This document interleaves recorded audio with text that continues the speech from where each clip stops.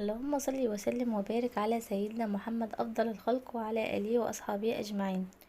ازيكم يا حبايبي؟ عاملين ايه؟ يا رب تكونوا بخير دايما. هنعمل مع بعض الغريبه الدايبه دوب، طعمها جميل جدا ودايبه جدا، وهتعملوها بالطريقه دي هتعجبكم، ومقاديرها بسيطه، مقادير سهله وحاجات كلها موجوده في كل بيت، دقيق وسكر وسمنه، يعني ما بتحتاجش اي حاجه تانية. هنبدأ نعملها بمقادير بسيطة وهتطلع معاكم ممتازة وناعمة ودايبة زي ما انتوا شايفين كده، ما شاء الله جميلة جدا وطعمها جميل جدا. هنقولك كل المقادير بالظبط، ويلا بينا نعملها مع بعض بطريقة سهلة وبسيطة جدا.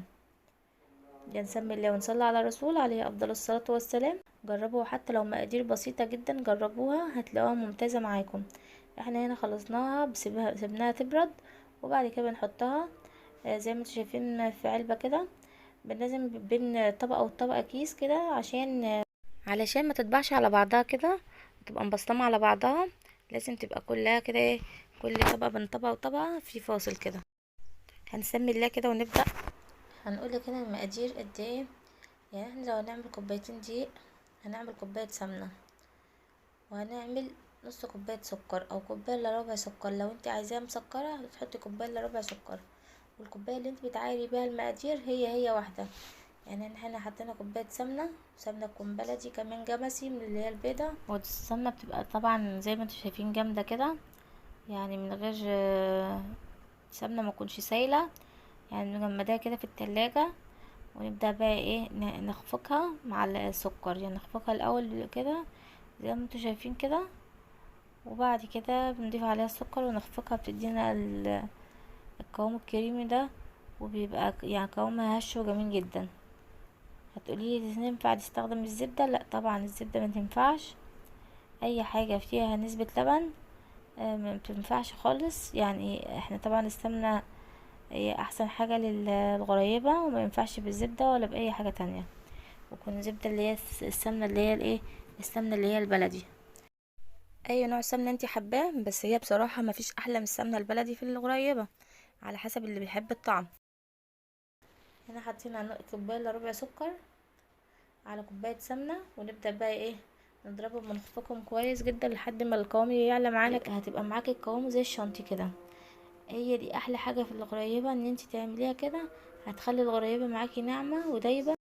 ولو سمنة صفرة بتخلي لون الغريبة معاك اصفر، والغريبة معروفة ان لونها بتبقى ابيض زي ما انتوا شايفين. بعد ما خلصنا كده بالشكل ده هنبدأ بقى معانا كوبايتين دقيق، ما بنحطلهاش اي حاجة. حاولي تحطي باكو فانيليا عادي، لكن هنا انا مش هحط لها اي حاجه عشان ما يتغيرش طعم الزبده البلدي معانا.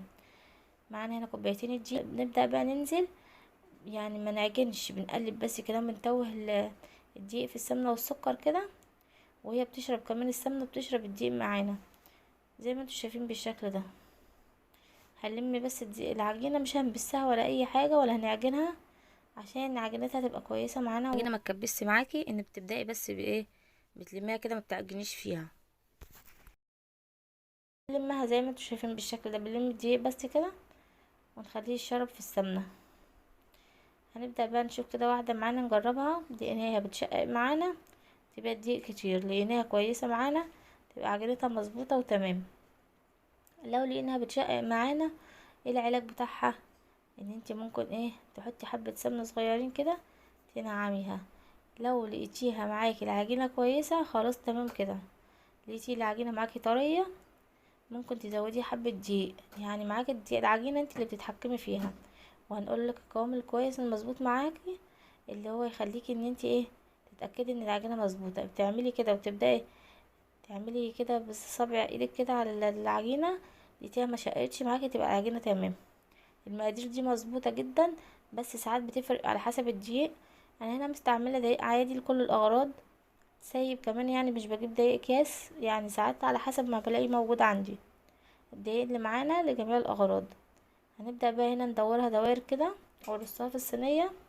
ما بنحطش، يعني ما بنبططهاش ولا اي حاجة، السمنة اللي فيها بتخليها ان هي تزيد شوية عن حجمها من غير ما ان انت تبططيها. بتعمليها دوائر كده، وبعد كده بتشكليها بالاشكال اللي عندك. حابة تشكليها بقى ايه، فول سوداني، حابة تشكليها الحلويات اللي هي بتاعت القريبة. هنقولك على كذا حاجة في التشكيلة. حابة تشكليها بالزبيب، احنا ما بنشغلش عليها الشوايه، والتشكيله يعني ما بيجرالهاش اي حاجه. يعني احنا بنشغل الفرن بس للغريبه، الشوايه ما بتشتغلش خالص على الغريبه عشان وشها ما يشققش معاكي، ولونها يعني ايه، احنا بنحب اللون الابيض بتاعها اللي هو الجميل ده. يا دوبك ممكن بس ايه اللي انتي مثلا بتخلي القعر بتاعها بس اديها لون ذهبي خفيف كده، بتديها طعم جميل جدا. لو مش حابه ان انتي تسويها تخليها اللون الذهبي ده، على حسب ما انتي بتحبيها. هنبدأ بقى نعمل دوائر كده بالشكل ده. العجينة معانا تمام، وزي ما قلنا كوبايتين دقيق، كوباية سمنة، نص كوباية سكر للي سكر مظبوط، اللي يحب سكر زيادة شوية كوباية الا ربع سكر. التشكيلة بقى على حسب ما انت عايزة، في فول سوداني، بندق، لوز، في ممكن ان انت تحطي حبات اللون اللي هي الذهبي او الفضي، ممكن تحطي الزبيب، حاجة في النص كده، وبتثبتيها خلاص على كده من غير ما تدوسي عليها، بتثبتيها في النص كده وخلاص بقى ايه، بتديكي الشكل الجميل اللي انت عايزاه. شوية ما بتحتاجش نار عالية، وخلاص. الغريبة اسهل حاجة، الغريبة سهلة وجميلة جدا، وطعمها رائع، وطعمها جميل جدا. وكل عام وانتم بخير. دخل علينا بقى العيد بقى، واللي ليه حق يعمل بكحك وبسكوت بقى ولا يعمل غريبة. احنا ان بدأنا معاكم بالغريبة كده عشان هي احلى حاجة بنحبها. قلنا نعمل معاكم المقادير الغريبة الجميلة دي، وهنشكلها بتشكيلات جميلة جدا. ادخلوا شوفوا الفيديو هيعجبكم. النار معانا متوسطة، متبقاش عالية، وده اول ما بتديكي اللون الذهبي ده خلاص من تحت كده وتمسك نفسها كده، خلاص هي استوت معاكي. بتشوفي واحدة كده وبتلاقيها استوت. نسيبها لما تبرد، وبعد كده بنجيب علبة محكمة ونحط بقى طبقة طبقة كده بين الطبقة والطبقة الكيسة كده عشان ما تطبعش على بعضها. وان شاء الله مقادير بسيطة جدا عملت معانا كمية جميلة جدا. لو عجبكم بقى الفيديو ما تنسوش لايك واشتراك في القناة، وكل عام وانتم بخير، ورمضان كريم عليكم وعلى الأمة الإسلامية. وفي نهاية الفيديو نقول لكم مع السلامة، دمتم في رعاية الله وأمنه، والسلام عليكم ورحمة الله وبركاته، في حفظ الله.